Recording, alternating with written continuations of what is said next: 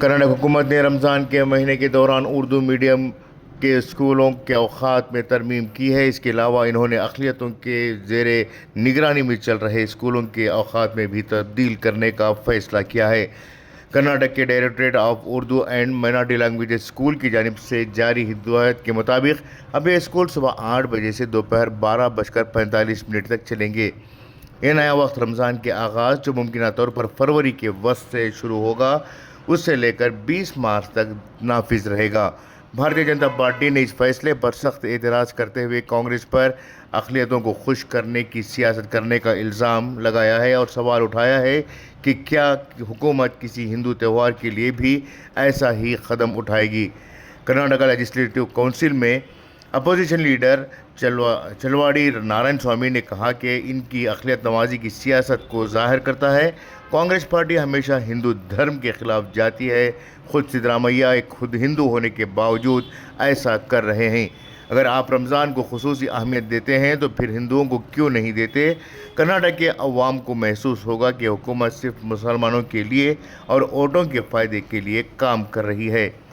BJP के कौमी तर्जुमान शहजाद पूनावाला ने सवाल उठाया कि क्या कर्नाटक हुकूमत नवरात्रे के दौरान भी ऐसा ही करेगी। उन्होंने ये नई से बात करते हुए कहा कि हम देख रहे हैं कि कर्नाटक में रमज़ान के दौरान स्कूलों के औक़ाफ़ मुख्तलिफ हैं, लेकिन क्या हुकूमत ने किसी हिंदू त्यौहार के दौरान ऐसी कोई रियायत दी है।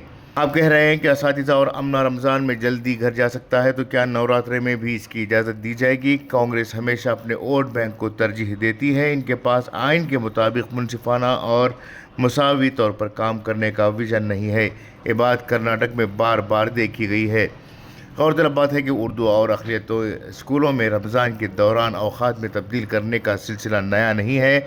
माजी में भी बीजेपी और जेडीएस हुकूमत में भी ऐसा ही चलता रहा है, लेकिन गुज़िश्ता कुछ सालों से इस खुसूसी तब्दीली को खुद मुसलमान सोशल मीडिया पर बढ़ा चढ़ा कर पेश करते आ रहे हैं, जिसकी वजह से अब फ़िरक़ा परस्त अनासिर को मुसलमानों को निशाना बनाने का मौका मिल रहा है। कांग्रेस रहनुमाओं ने बीजेपी के एतराज़ को मुस्तरद करते हुए कहा कि कर्नाटक के वज़ीर दाखिला डॉक्टर जी परमेश्वर ने इल्ज़ाम लगाया कि बीजेपी लोगों के साथ मसावी सलूक के ख़िलाफ़ है। उन्होंने कहा कि इन लोगों को हज़ारों सालों से नज़रअंदाज किया गया है। क्या आप नहीं चाहते कि वो बराबर बने। अगर ये बर्दाश्त नहीं किया जाता तो इसका मतलब है कि वो लोगों के साथ मसावी सलूक के ख़िलाफ़ हैं। कर्नाटक के वज़ीर संतोष लाड ने कहा कि इनके पास बात करने के लिए बड़े मसाइल होने चाहिए। उन्हें ईरान पर बात करनी चाहिए। उन्हें सिर्फ उर्दू, बांग्लादेश, पाकिस्तान और मुसलमान पर ही बात करना चाहते हैं।